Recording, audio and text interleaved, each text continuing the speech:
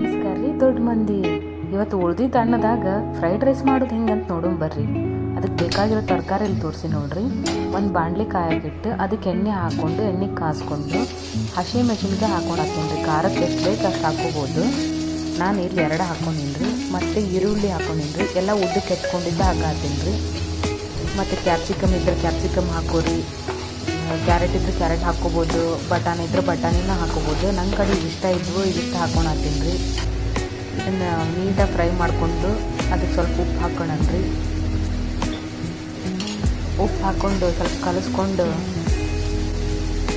ಮತ್ತು ಇದಕ್ಕೆ ಸ್ವಲ್ಪ ಧನಿಯಾ ಪುಡಿ ಹಾಕೊಂತೀನಿ ನೋಡಿರಿ. ಬೇಕಂದ್ರೆ ಗರಂ ಮಸಾಲನೂ ಯೂಸ್ ಮಾಡ್ಬೋದು. ಧನಿಯಾ ಪುಡಿ ಹಾಕಿದ್ರೆ ಟೇಸ್ಟ್ ಚಲೋ ಬರುತ್ತೆ. ಇದಕ್ಕೆ ನಾ ಮಧ್ಯಾಹ್ನ ಉಳಿದಿದ್ದು ರೈಸ್ ಹಾಕ್ಕೊಂಡು ಕಲಿಸ್ಕೊಳತ್ತೀನಿ ನೋಡಿರಿ. ಮಕ್ಳಿಗೆ ಇದೊಂದು ಟೆನ್ಷನ್ ನೋಡಿರಿ. ಅಡುಗೆ ಏನು ಮಾಡ್ಬೇಕು, ಅಡುಗೆ ಏನು ಮಾಡ್ಬೇಕು. ಅದ್ರಾಗ ಅನ್ನ ಉಳಿತಂದ್ರೆ ಚಿತ್ರಾನ್ನ ಮಾಡಲು. ಗಂಡು ಮಕ್ಳಂತೂ ಚಿತ್ರಾನ್ನ ದಿನ ತಿಂದು ಬೇಸರಾಗೈತಿ ಅಂತಾರೆ. ಅದಕ್ಕೆ ಈ ಥರ ಹೊಸದಾಗಿ ಟ್ರೈ ಮಾಡಿದ್ರೆ ಅವ್ರಿಗೂ ಖುಷಿ ಆಗುತ್ತೆ. ಯಾವ ಥರ ಹೊಸ ರೆಸಿಪೀಸ್ ನಿಮಗೆ ಬೇಕು, 5 ನಿಮಿಷದಾಗ ಅಡುಗೆ ಮಾಡಬೇಕು ಅಂತಂದ್ರೆ ನನ್ನ ಚಾನಲ್ ಸಬ್ಸ್ಕ್ರೈಬ್ ಮಾಡ್ಕೋರಿ.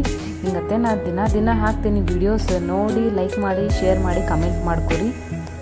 ಟೇಸ್ಟ್ ಅಂತೂ ಮಸ್ತ್ ಇತ್ತು ರೀ. ಮತ್ತೆ ಹೊಸ ರೆಸಿಪಿ ಜೊತೆ ಬರ್ತೀನಿ ಅಂತ ಸಬ್ಸ್ಕ್ರೈಬ್ ಮಾಡ್ಕೊರಲ್ಲ ನನ್ನ ಚಾನಲ್ನ.